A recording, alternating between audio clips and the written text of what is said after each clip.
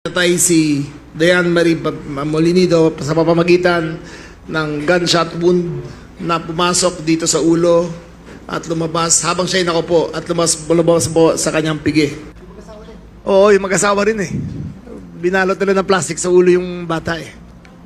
Nang buhay pa. Anong klaseng utak ka na meron? Anong klaseng puso ka na meron?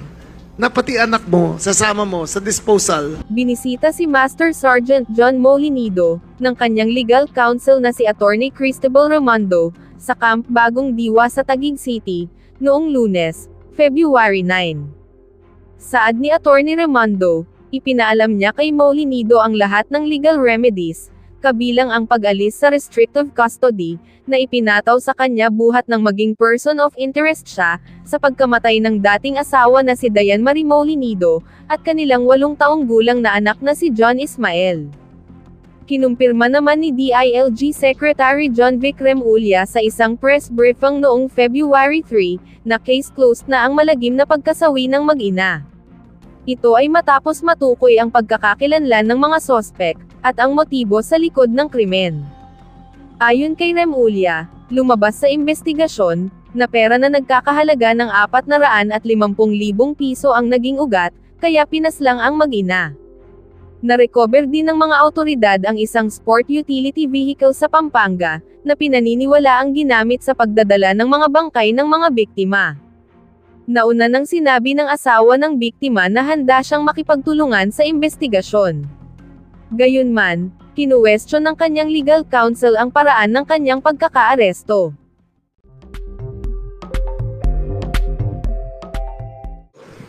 Ayon sa investigasyon, sa bahay ng Molinido ay pinatay si Diane Marie, sa bahay pala ni Panginiban, ay pinatay si Diane Marie Molinido sa pamamagitan ng gunshot wound na pumasok dito sa ulo at lumabas habang siya'y nakaupo at lumabas po sa kanyang pigi. Ang kanyang anak po na si John Ismael ay ginapos ang ulo ng plastic bag at namatay dahil sa pananakal. Mahirap po sa paniwalaan kung paano nangyari ito, pero pagkatapos mangyari, isinakay po sa kotse ang 2 katawan kasama ang anak ni Pia Panginiban at Christian Suarez Panginiban at Hill Valdemoro. Kasama nila yung mga anak nila sa kotse habang yung labi ni Diane Marie Molinido at kanyang akod na nakabalot. Dapat papunta silang Baguio pero biglang umikot pabalik. Tinambak nila ang katawan ni Diane Marie Molinido at ni John Ismael doon sa Tarlac at sa Bulacan. Galing doon ay dumiretso sila natulog sila sa isang motel sa Fairview. May CCTV footage po tayo na pumasok sila ron kasama yung mga anak. Galing doon ay dumiretso naman sila sa Pansol, Laguna, kung saan sila natulog ulit at bumalik na naman sa kanilang bahay. Ang suspect po dito, ang isa pong involved dito ay ang kanyang kapatid, ang kapatid ni Pia, na si Christian, ano ba kalama tayo? Kapatid ni Christian, na si Maribel. Nando doon siya sa scene of the crime. Sa halagang 450,000 ay pinatay ang mag-ina. Ayon sa aming investigasyon, considered case closed na to at charges will be filed. Isa na lang po ang titignan namin yung anggulo ng asawa ni Diane na si... Ano pa ka na asawa? Na si John Molinido. Si John Molinido po at si Diane ay hiwalay na ng 3 taon. Ngunit nung nalaman nung namatay ang kanyang asawa, imbis na subject sa autopsy, ay pinakremate kagad kasama ang suot na damit. At nung tinatanong yung John kung anong involvement niya, wala siyang remorse. Hindi umiiyak, hindi malungkot, asawa at anak ang pinatay. Ngunit marami pang development to. Kinasuhan ng asawa si Pia at si Christian ng carnapping. Dahil wala daw sa kanyang pangalan. Nasa kanyang pangalan ng kotse, pero binenta na wala sa kanya. Okay, so ang pangalawa dito, ang pagkapatay kay Renato Kasaway, isang officer ng PIDEG na very decorated, very noted sa kanyang trabaho. Siya po'y nahanap na patay noong January 31 sa isang septic tank sa Malolos, Bulacan. Medyo masalimuot po to. Kaya magre-report po ang PRO3, General ng PRO3, na siya po ang magsasabi kung ano po ang chronology of events. Sir, thank you very much. So I'll give you the brief circumstances surrounding the death of Staff Sergeant Kasaway. On January 24 at about 8:30, birthday po ito mismo nung ating victim, ni Staff Sergeant Kasaway.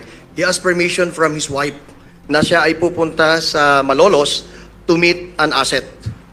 And nangyari po, hindi na po siya nakabalik. That's why the following day, next slide. The following day, his wife reported to Baliwag City Police Station that his husband was missing. And right there and then, naglabas din tayo ng flash alarm para to locate the victim.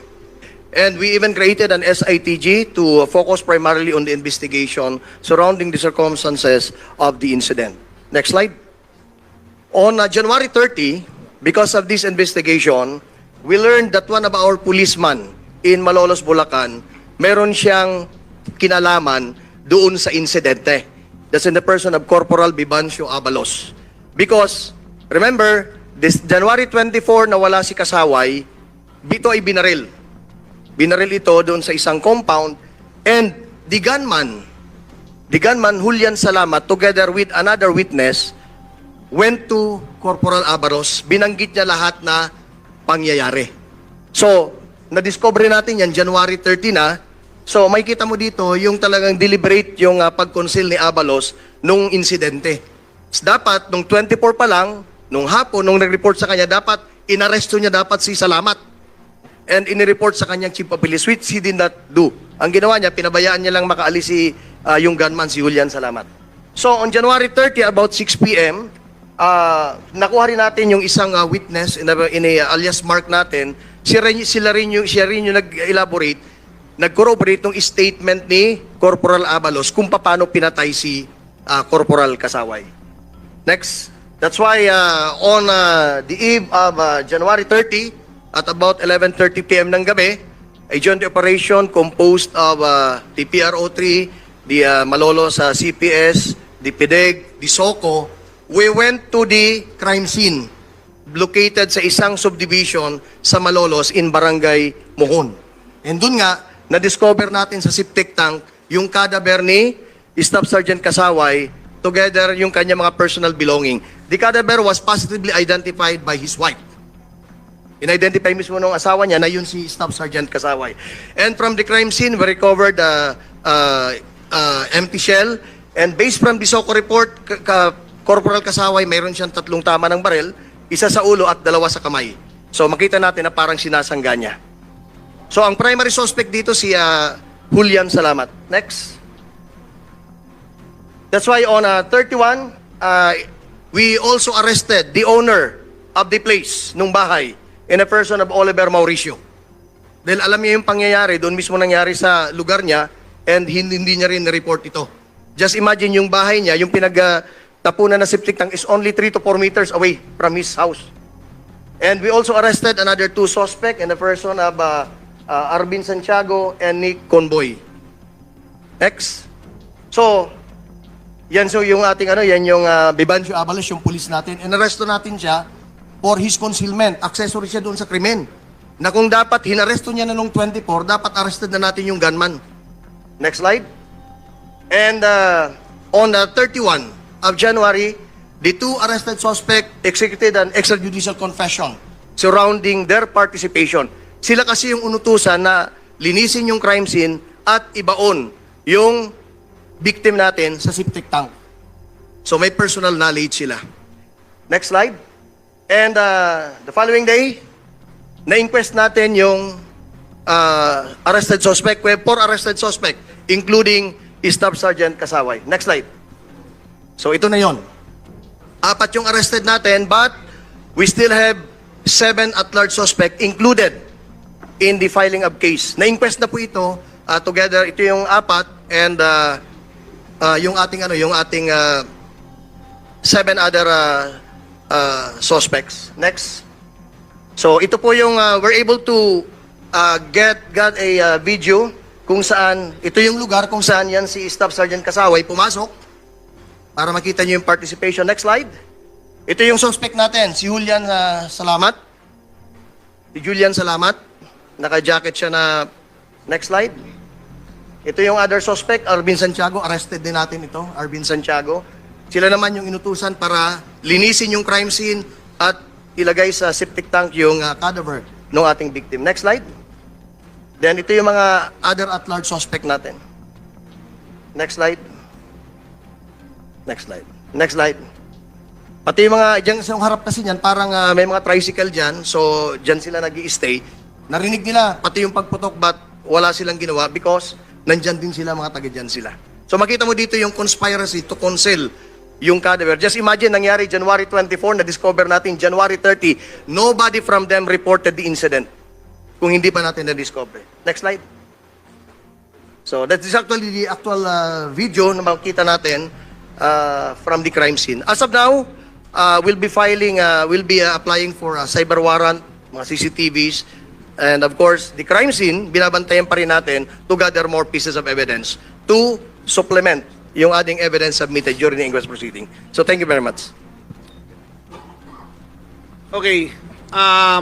Para lang mas klaro, meron kami na-retrieve na video na actual events na nangyari. Hindi lang pinapakita na pinapatay siya, pero the gunshots were heard at saka yung pagpasok ng lugar. Pwede nyo pakita yung video?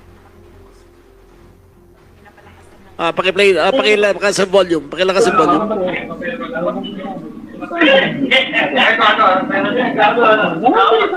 Pero magugulang na. Ang taon, sir. Pwede na yun. Sige.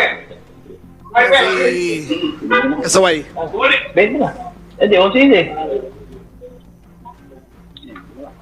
11 na 12. 11 yan. 12 yan?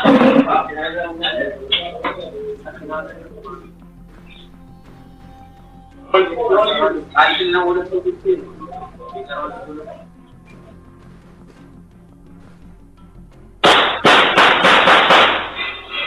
Okay, stop na. Stop. Ayan. Kaya nakita nyo may... Pwede yan stop. Meron siya mga bullet holes sa... yung pagpasok niya ron, parang sinalag niya. Pero lumusot. Pero ang cause of death yung gunshot sa ulo niya. This case is considered solved except for the apprehension of the several suspects, namely Julian Salamat alias Mon. The DLG is putting a 1 million peso price tag on the head on the arrest, on information leading to the arrest of Mon Salamat. Ang bawat pinapatay po, ang bawat buhay po ng pulis ay mahalaga sa amin. Hindi ho namin pinapamenos kung may nangyari sa aming kapulisan. Ginagawa nila ang trabaho, napakataas ang tiwala ng mga tao sa kanila. Yung mga ganitong klaseng bagay ay hindi natin pwedeng palusutin. I am announcing a 1 million peso reward for information leading to the arrest of Mon Salamat and company. Questions? Thank you, sir. For the PDEC pre-Aro 3 issue, first question is Mr. Edwin Balasa of Abante. Good morning po, Sec. Sec, tanong ko lang, ano po yung dahilan nung pagpatay dun sa pulis? According to yung records namin, nung December 24 ay may operation si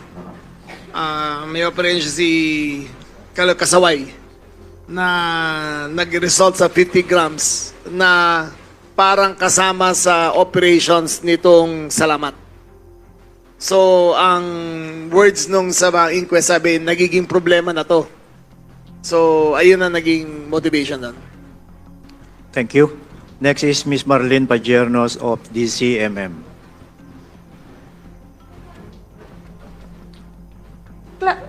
Sir, clarify ko lang, anong operation yung tinutukoy po ninyo at anong ibig sabihin nung nagiging problema na to, sir? Kasi nung December 24, nagkaroon ng operations laban dito sa grupo ni Salamat. May nagkaroon ng ni Mauricio, Oliver Mauricio. So yung masyado nang malapit sa knowledge of the syndicate si Kasaway ay gumawa na sila ng paraan para patayin si Kasaway dahil masyado na malapit. Natukoy na siya. Yung syndicate, sir, anong klaseng sindikato sila? Walang pangalan yung syndicate. Pero according to our investigations, yung mga membro nitong mga suspect ay kasama sa Black Riders Force Multipliers. Hindi po gang ang Black Riders. Membro lang sila nitong Black Riders Force Multipliers. Apparently, within that force multiplier group na tumutulong sa mga traffic, sa PNP, ay may sarili silang operation sa loob na hindi naman yung Black Riders mismo, pero yung mga tao doon involved sa drug distribution. Thank you. Next is Mr. Mark Makalalad, DCWB. Hi, Sec. Good morning. Dito kay Julian Salamat, ano po yung background niya at saan siya nakakuha ng baril para magamit na pambaril dito kay Kasuway habang nagtatalo po sila? Okay, ito si Julian Salamat, member siya ng Black Riders Force Multipliers. So, lumalabas na yung ginamit na baril, pag baril kay Kasaway, baril mismo ni Julian Salamat. Julian Salamat. Okay. Sir, itong si Police Corporal Bebencio Abalos, bakit niya na-fail to implement yung arrest? Okay, ganito during the day of the incident, that was, nangyaring incident 24, nung hapon, nag-report ito si Julian Salamat, kasama yung isang witness natin, kay Corporal Bebencio Abalos. Sinabi niya lahat na surrounding, paano ginawa niya, na nabaril niya si Kasaway. Itong si Abalos, wala siyang ginawa. Dapat nga, as a police officer, dapat inaresto niya na to Or kung di man na-arrestuin, kumuha siya ng ibang kasama para ma-arresto, inform his chief of police. Nalaman lang namin yung na alam niya, just imagine after 6 days, January 30. That's why, nung makumpleto natin yung istorya, we effect the arrest against Corporal Abalos as an accessory to the crime. Sir, yung 7 remaining na suspect, sa tingin niyo, sir, within the area pa, Bulacan? Patuloy yung ginagawa nating operation ngayon, sinusundan natin sila. Dahil karamihan dito, taga-Bulacan lang naman Taga-Bulacan lang naman lahat to. Oo. Thank you, Sir Mark. Next is Ms. Karen De Guzman of ABS-CBN. Hello po, sir. Sir, ang una po kasi, lilinawin ko lang po, yung una pong reason kung bakit daw po binaril is dahil daw po nag-joke di umano. So, ano po ba yung bakit naging ganun po yung initial investigation po natin? Ano yung una naging self-confession po nila? Yan yung initial lang na binanggit. Pero as we go on with the investigation, hindi yun talaga yung pinaka-real motive. During the interrogation natin, lumalabas talaga doon na itong si Kasaway, target na talaga nung ni Salamat dahil nagiging problema nila. Remember, yung yung may-ari ng bahay, HBI yan, yung Oliver Mauricio. And yung nahuli ni Kasaway last December 24, tao ni Oliver Mauricio. Para maliwanag. Okay. Kaya doon sa statement ng ating witness, ang quote-in-quote sabi niya, si Kasaway magiging problema na nila. Because last December, nahulihan yung isang kasama nila, nahuli nito ni Staff Sergeant Kasaway. Nabanggit din po ba bakit po sa septic tank naisip po ibaon itong si Kasaway? Yung kasi ang pinakamadaling paglagyan nila nung cadaver, kaysa ilalabas nila, mataong lugar yung labas niyan. Kalsada yan, toda yan. So yung mga toda doon, kaya sinama natin sila, because they heard the gunshots, pero wala silang ginawa, nobody reported to the police. What happened? Dahil takot sila. Just to follow up that, broad daylight kasi ginawa So maraming tao nakarinig ng gunshot doon sa lugar na yan. Kita nyo may mga tambay Pero yung actual shooting, hindi nila nakita. Narinig nila yung gunshots, pero doon lang sila, tambay lang sila. So, para ilabas yung katawan, may hirapan na. Kasi bukas yung gate So, ang pinaka-convenient, doon mismo, tinapon na lang nila sa septic tank. Sir, ano na lang po yung effort natin para mahanap pa po yung iba? Na mga Meron na, suspect? may current manhunt operations na kami. Mahanap rin naman yan. Pero kaya nga naglagay na kami ng 1 million price tag para sa capture ni Salamat. Thank you. Second to the last question on Kasaway case is Ms. Leia Ilagan of UNTV. Good morning, sir. Sir, pinabanggit kanina ni RD na hindi hinuli ni Corporal Abalos. itong si Salamat kahit ikwinento na niya kung ano yung That's ginawa right. niya kay Kasaway. Sir, ano ang paliwanag sa inyo ni Corporal? Bakit hindi niya inaresto?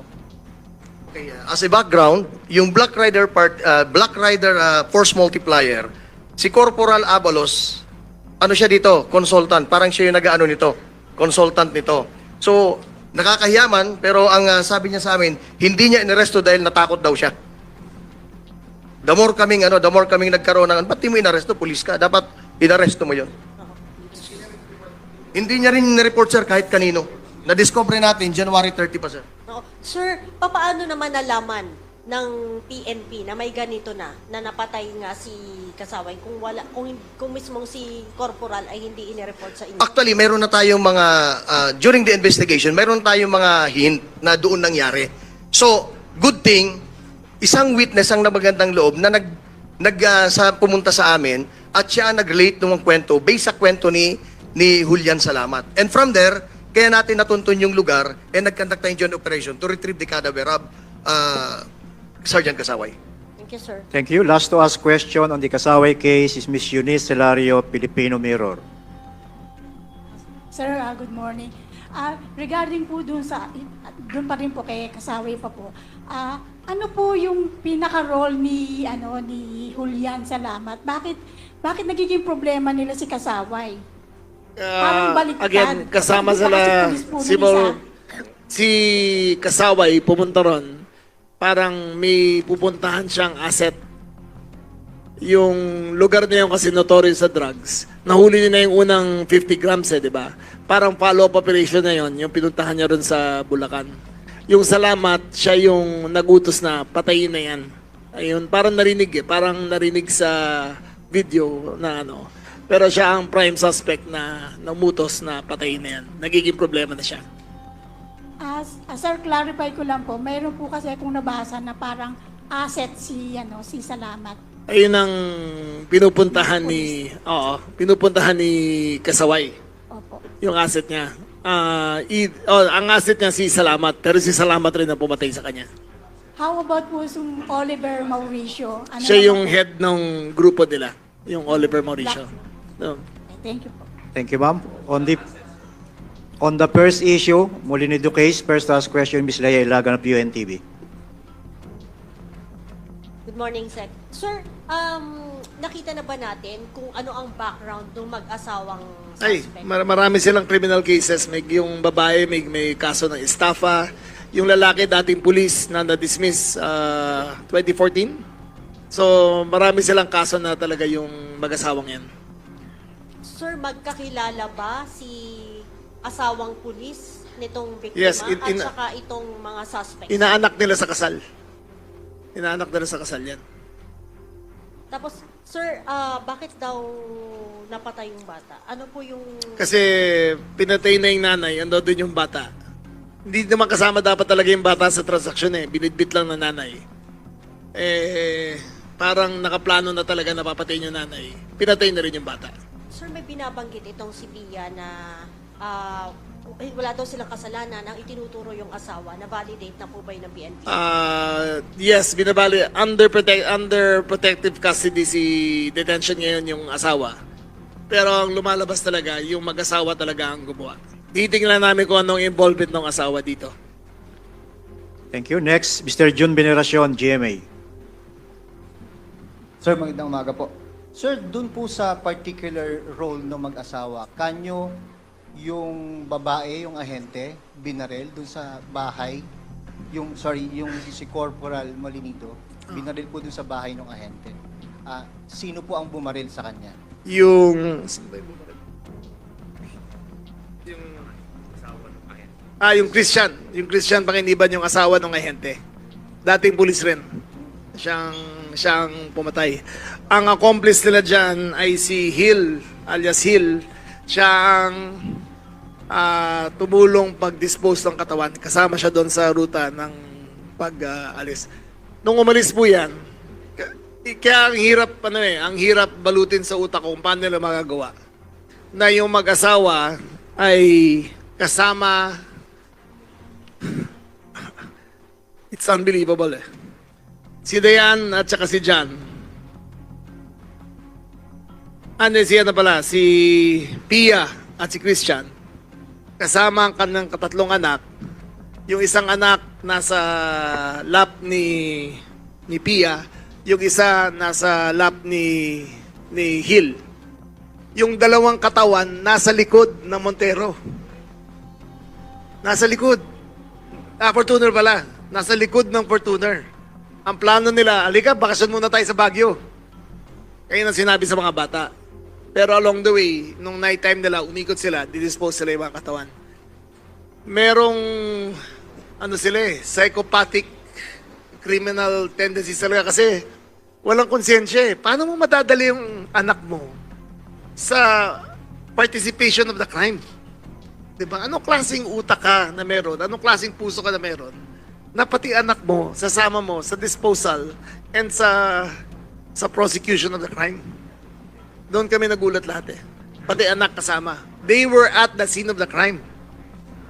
Sec, dun sa batang biktima, sino ang nagbalot ng plastic at pumatay? Hindi, nagbalot ng plastic. Sila eh. Parang, oo, yung mag-asawa rin eh. Binalot nila ng plastic sa ulo yung bata eh. Nang buhay pa. Hindi binaril yung bata eh. Binalot ng plastic. Sec, habang ginagawa nila ito, ikanyo, di ba isang bahay lang yun? Isang bahay lang yan. Nandun din yung po mga anak nila. Andun rin. Na-witness nila. Nasa kwarto yung mga bata, hindi nila nakita yung crime. Pero narinig nila. Narinig nila. Sigurado, narinig nila kasi maliit lang yung bahay eh. So, binaril muna yung nanay, kinuha yung bata, dinala sa isang kwarto, binalot ng plastic sa ulo, hanggang namatay, binalot yung mga katawan, saka din nila tapos naman sabi ng bata, punta tayo ng Baguio, nilagay sa likod ng kotse. Isang paglilinaw na lang.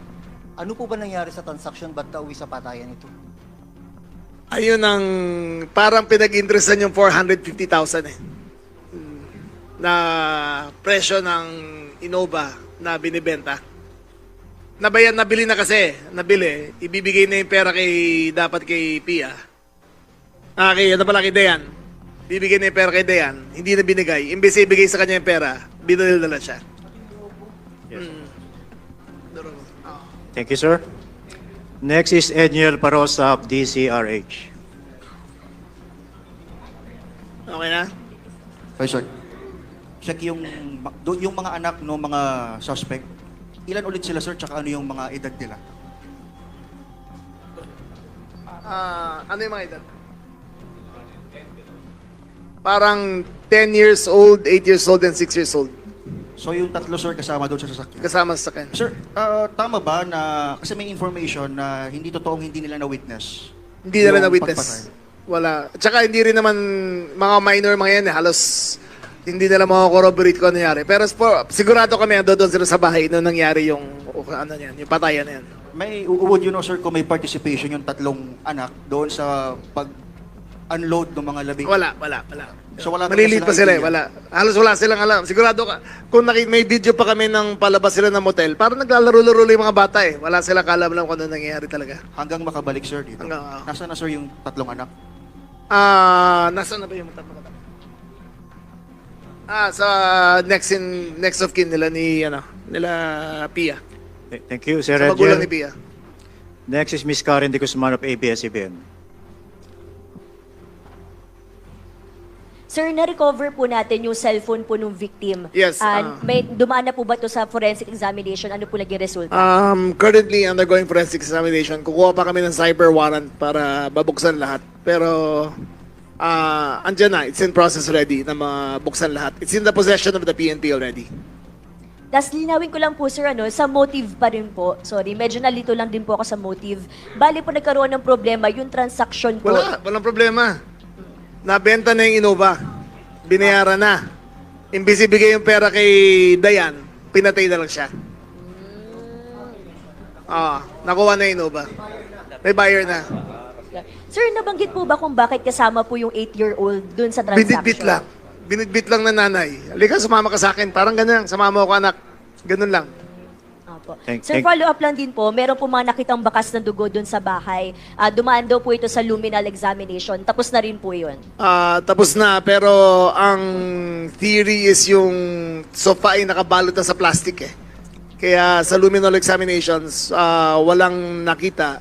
Ngunit yung DNA ng dalawang labi ay nakita doon sa Fortuner. Nakita sila. Thank you, ma'am. Next is Mr. Jason Sigales of Inquirer. Good morning, Sec. Yung baril po ba na ginamit allegedly para patayin po si Miss Molinido ho, natagpuan na po ba iyon? Hindi pa. May suspect kami kung saan tinago. Nag-a-apply na ng search warrant para puntahan yung bahay na yun. Base po ba sa information ho natin so far, natukoy na ho ba anong caliber ng baril ho ito? Wala pa. Wala pa. Tapos, sir, yung Innova ho na binenta, I'm not sure lang po if nabanggit na ho before, no? Pero nasan po iyon? Nasa HPG Baguio. Nakuha na ho siya? Nakuha na. Yung Fortuner ho na ginamit, di ba ho nasa Pampanga? Na-recover siya sa Angeles, Pampanga. Nabanggit ho ba bakit naiwan ho sa Pampanga whereas bumalik ho sila ng Fairview? Tinago talaga. Pinatago talaga doon sa ano. Nakatago ho siya Hindi, broad daylight eh. Parang sa isang paradahan lang siya nakita eh. Isang paradahan lang. Thank you, Sir Jason. Next, Mr. Alfred Dallison of People's Journal. Morning, sir. Sir, 2 questions lang. Yung asawa ng napatay na policewoman, off the hook na ba siya? Hindi pa, not yet. He's still a person of interest sa kaso to. Mainly because 2 things eh. Una, pinilit niya makremate kaagad yung asawa niya. With yung clothes yung clothes na namatay siya. Pulis siya, dapat alam niya yun. Pangalawa, nung interview, parang wala siyang remorse. Imagine mo, anak mo namatay, hindi ka naiiyak, wala kang, parang baliwala sa kanya eh. So, we're digging further into the possible angle na kasali yung asawa niya. Sir, last question, sir. Palaging sinasabi ng DOJ yung certainty of conviction dito sa kasong to and other major cases. I think this is a slam dunk case. But for the appreciation of the DOJ na to, sa mata ko lang tingin ko tapos na tong kaso to. Certainty of conviction na to. Thank you. For both cases, certainty of conviction na. Thank you, sir. Next is Mr. Vince Lopez, Manila Standard. Last question na. Sir, Okay. good morning po. Sir, nakapanayan po namin si Mr. Hildy last Sunday and according sa kanya is nung pagkapatay dun sa mag-ina is ipinasok sa storage. Yun pa rin po ba ang tinitignan? Doon, parang sa stock room yun ng bahay. Stock room ng bahay nila. Tapos, yung nung Sunday din po is na-report na inaresto si Mr. John Molinido. Ano na po ba ang niya? Arestado pa rin po ba or restricted custody? Hindi, ayun nga. As we said, person of interest siya under restrictive custody ng PNP ngayon. Thank you, sir. Okay. Last question, Last sir. Ms. question. Laya Ilagan. Okay, last na. Sir, dismiss police din itong asawa ni Pia, tama po ba? Yes. Si Christian? Oo. Pwede po bang malaman paano siya na-dismiss? Anong kaso? Katulad din ba nito? Anong kaso ni asawa? Hindi yung isa yung asawa ng Pia. Ano yung kaso? Kidnapping. Si kidnapping with serious illegal detention. Ito. May robbery rin. Matagal na. Matagal na siyang dismissed.